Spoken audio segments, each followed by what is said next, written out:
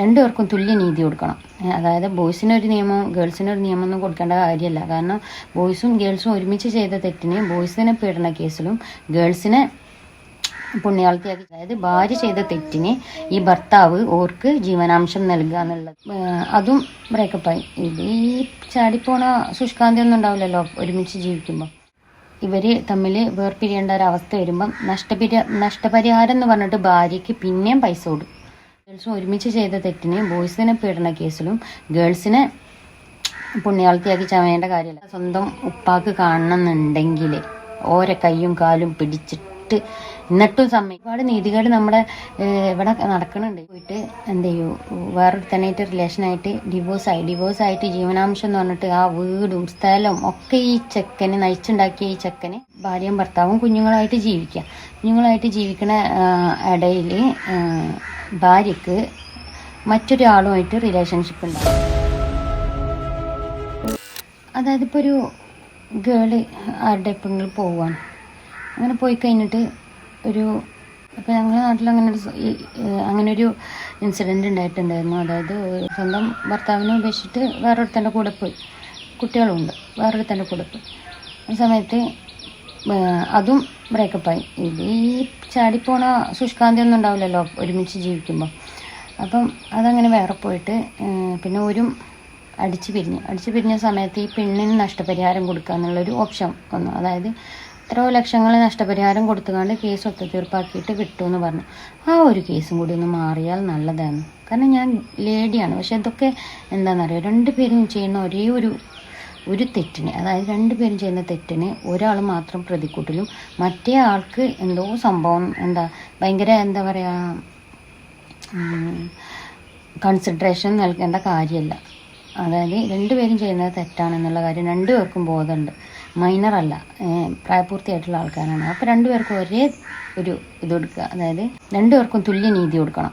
അതായത് ബോയ്സിനൊരു നിയമവും ഗേൾസിനൊരു നിയമം ഒന്നും കൊടുക്കേണ്ട കാര്യമല്ല. കാരണം ബോയ്സും ഗേൾസും ഒരുമിച്ച് ചെയ്ത തെറ്റിന് ബോയ്സിനെ പീഡന കേസിലും ഗേൾസിനെ പുണ്യാളത്തിയാക്കി ചമയേണ്ട കാര്യമല്ല.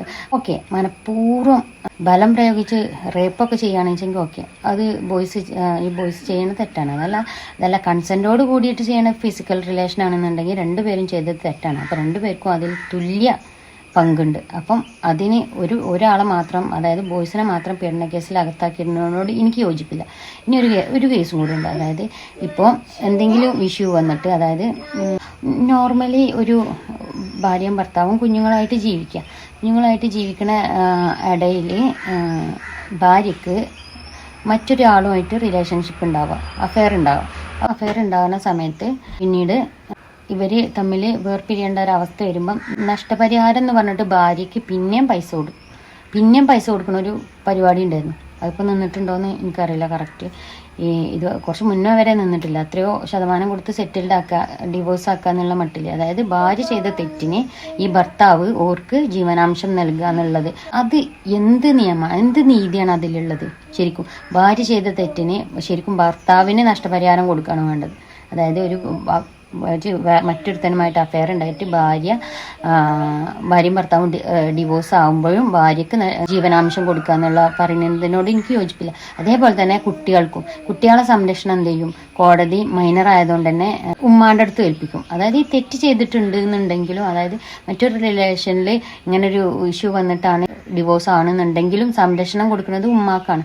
ആ സംരക്ഷണം കൊടുക്കുന്നത് ഉപ്പാക്കാക്കണം. ആരാണോ തെറ്റ് ചെയ്യണമെന്ന് വെച്ചാൽ ഓർക്ക് കുട്ടികളുടെ സംരക്ഷണം കൊടുക്കാതെ ആ തെറ്റ് ചെയ്യാത്തവർക്ക് കൊടുക്കുന്നതാണ് നീതി എന്ന് പറയുന്നത്. എന്നിട്ട് പിന്നെ എന്ത് ചെയ്യാം, ഈ കുട്ടികൾ ഉമ്മാൻ്റെ അടുത്ത് പോയി നിൽക്കുക, ഈ കോടതി വിധി പ്രകാരം ഉമ്മാൻ്റെ അടുത്ത് പോയി നിൽക്കുക. എന്നിട്ട് ഇവിടുന്ന് ഈ ചെക്കന്, അതായത് ഇവളുടെ എക്സ് ഹസ്ബൻഡ് ഇവിടുന്ന് കുട്ടികൾക്ക് ചെലവിന് അയച്ചു കൊടുക്കണം പരിപാടി. ഉമ്മയുടെ സംരക്ഷണത്തിലാണ് കുട്ടികൾ കഴിയണമെന്നുണ്ടെങ്കിൽ, തെറ്റ് ചെയ്തത് ഉമ്മയാണെന്നുണ്ടെങ്കിൽ ഉമ്മയുടെ സംരക്ഷണത്തിലാണ് കുട്ടികൾ കഴിയുന്നത് എന്നുണ്ടെങ്കിൽ ഉമ്മ അവരെ തീറ്റിപ്പോട്ടേണ്ട ബാധ്യത ഉമ്മാക്കാണ് കൊടുക്കേണ്ടത്. അല്ലാതെ ഡിവോഴ്സ് ആയി കഴിഞ്ഞിട്ട് അച്ഛനല്ല കൊടുക്കേണ്ടത്. കാരണം തെറ്റ് ചെയ്തിട്ടുണ്ടെങ്കിൽ, തെറ്റ് ചെയ്യാത്തൊരു പെണ്ണിനാണെന്നുണ്ടെങ്കിൽ ജീവനാംശം കൊടുക്കട്ടെ. തെറ്റ് ചെയ്ത പെണ്ണാണെന്നുണ്ടെങ്കിൽ ജീവനാംശം കൊടുക്കേണ്ടത് സ്വന്തം മക്കളെ സംരക്ഷിക്കേണ്ടത് ആർക്കാണോ കൊടുത്തിട്ടുള്ളതെന്നുണ്ടെങ്കിൽ ഓര് സംരക്ഷിക്കട്ടെ. ഈ ചെക്കന് ഇനിയിപ്പോൾ വേറൊരു കല്യാണം കഴിച്ചു എന്നാണ് കുട്ടിക്ക്. ഇങ്ങനെ ഇഷ്യൂ ഉണ്ടായിട്ട് പ്രശ്നങ്ങളൊക്കെ ഇതാക്കി ഡിവോഴ്സൊക്കെ ആക്കി വേറൊരു കല്യാണം കഴിച്ചു. എന്നിട്ട് ഇവിടുത്തെ ചിലവും വേണം ഈ ചെക്കൻ നോക്കുക, പിന്നെ അവിടെ കുട്ടികൾക്കുള്ള ചിലവും വേണം കൊടുക്കുക. അതായത് കുട്ടികൾ അവൻ്റെ തന്നെയാണ്, അതിലൊന്നും നമുക്ക് എതിർപ്പില്ല. പക്ഷെ ഇങ്ങനൊരു സംരക്ഷണം കോടതി കൊടുക്കുമ്പോൾ തെറ്റ് ചെയ്തത് ഭാര്യയാണെന്നുണ്ടെങ്കിൽ അതിൻ്റെ മക്കൾ ആരടുത്താണെന്നുണ്ടെങ്കിൽ അത് അവർ നോക്കട്ടെ, അതാണ് ചെയ്യേണ്ടത്. ഈ കുട്ടികളെ സ്വന്തം ഉപ്പാക്ക് കാണണമെന്നുണ്ടെങ്കിൽ ഓരോ കയ്യും കാലും പിടിച്ചിട്ട് എന്നിട്ടും സമ്മതിക്കോ ഇല്ല. പിന്നെ ഇവർക്ക് ഇത് മടുക്കാണ്, പിന്നെ കുട്ടികളായിട്ട് അറ്റാച്ച്മെന്റ് ഇല്ലാതാവാണ്. കാരണം ഈ ഗേൾസ് വാശിക്ക് ഈ മക്കളെ എന്ത് ചെയ്യും, ഈ ഉപ്പാൻ്റെ അടുത്ത് നിന്ന് അകറ്റിനൊരു പ്രവണത ഉണ്ട്. ഈ അകറ്റിയിട്ട് ഈ ചെക്കൻ എന്ത് ചെയ്യും, ഈ കുട്ടികളൊന്ന് കാണാൻ വേണ്ടിയിട്ട് ഓള് സമ്മതിക്കാണ്ട് പിന്നെയും വക്കീലിനെ വിളിക്കും. എന്നിട്ട് വക്കീൽ മുഖാന്തരം പിന്നെയും കാണും, പിന്നെയും കാണാൻ വേണ്ടിയിട്ട് പിന്നെയും വക്കീലിനെ വിളിക്കും. അങ്ങനെ ആകുമ്പോൾ ഈ ബോയ്സിന് മടുപ്പ് വരും. എന്തത്ര റിസ്ക് എടുത്തുകൊണ്ട് ചെയ്യണമെന്ന് മടുപ്പ് വരും. അപ്പം ഇങ്ങനെ എന്തെങ്കിലും തെറ്റ് മിസ്റ്റേക്ക് ഉണ്ടെന്നുണ്ടെങ്കിൽ കുട്ടികളെ സംരക്ഷണം എന്ത് ചെയ്യുക, ആരാണോ തെറ്റ് ചെയ്യുന്നത് അവർക്ക് കൊടുക്കാതെ തെറ്റ് ചെയ്യാത്ത ആൾക്കാർക്ക് കുട്ടികളെ സംരക്ഷണം കൊടുക്കുക. ഇനിയിപ്പോൾ തെറ്റ് ചെയ്ത ആൾക്കാണ് സംരക്ഷണം കൊടുക്കണമെന്നുണ്ടെങ്കിൽ അവർ നോക്കട്ടെ കുട്ടികളെ. അതിന് ഇവിടെ നിന്നിട്ട് ഈ ചിലവും ആ ചിലവും കൂടെ വഹിക്കാൻ ബോയ്സിന് ബുദ്ധിമുട്ടാവും. കാരണം ഞാൻ ബോയ് അല്ല, ഞാൻ ഗേളാണ്. പക്ഷെ ഇങ്ങനെ ഒരുപാട് നീതികേട് നമ്മുടെ ഇവിടെ നടക്കുന്നുണ്ട്. ഇപ്പം കുറച്ച് മുൻപ് ഇതേപോലെ ഒരു ഇഷ്യൂ ഉണ്ടായിരുന്നു.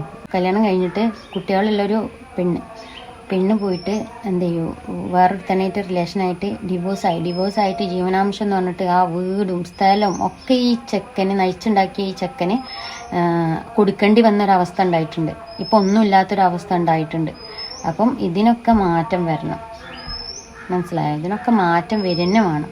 അതേപോലെ തന്നെ വേറൊരു നിയമം കൂടി വരാനുണ്ട്. ഇപ്പം മുത്തലാഖ് ബില്ല് വന്നു. അതിൽ എനിക്ക് സത്യം പറയുകയാണെങ്കിൽ അതിനോട് 100% യോജിപ്പുള്ള കാര്യമാണ്. കാരണം ആദ്യമൊക്കെ എന്നൊക്കെ പറഞ്ഞാൽ എന്താ, ഞാൻ നിന്നെ മുത്തലാഖ് ചൊല്ലി കാരണം കഴിഞ്ഞു, ഇപ്പം നിയമപരമായിട്ടേ ചെയ്യാൻ പറ്റുള്ളൂ.